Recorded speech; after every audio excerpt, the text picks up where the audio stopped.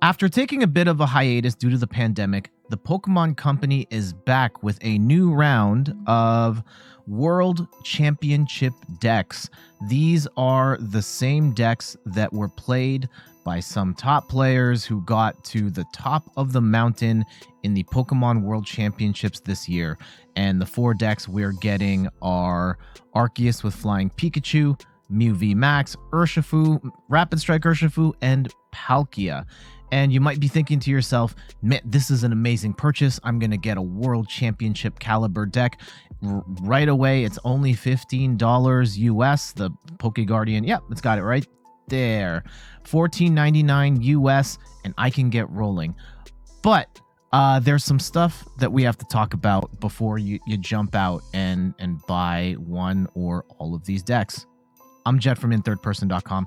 Make sure to like the video, subscribe to the channel, and let's talk about the World Championship decks, who they're for and who they're not for. And I say this to provide some context. I have a World Championship deck here. This is the 2018 World Championship deck from Nashville. And it was one of the first purchases I made. I love the idea as someone who was just getting into the game of buying a pre-made deck that was literally one of the best in the world. And what I didn't know at the time, and I'm pretty sure this is the case for these, is that one, the borders on the cards are different, though the Scarlet and Violet era, we are moving towards these sort of silver cards now, so that's, I guess, fine. However, the art is different on the front. You can see, you kind of see, my camera's really bad.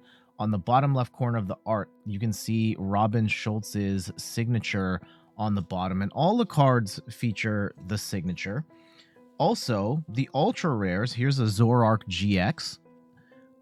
There's no texture, there's no holo, it's just a flat version of the art, and also has Robin's signature on there.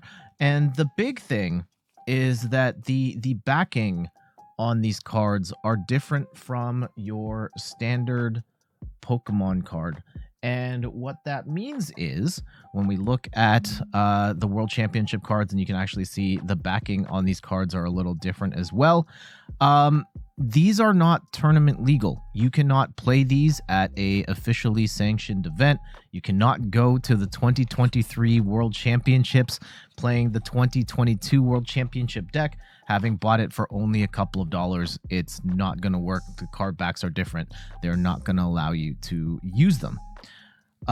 So then you're like, okay, well, I wasn't planning on playing in an IRL tournament anyway. I just play PTCGO or PTCG Live, and this says this comes with a code card, right? And I can, yeah, there's a code card right there. I can just import it and then use the deck in the game, right? Unless things change, no, you cannot. You will get, with that code card, you will get the deck box in the game. You'll also get the coin that comes with the deck. However, you will not get digital versions of the championship deck to use in PTCGO or PTCG Live. And so if you have this idea of wanting to play the game and using this in any more than a casual environment, these aren't going to work for you. You're not going to be able to use it at an IRL event.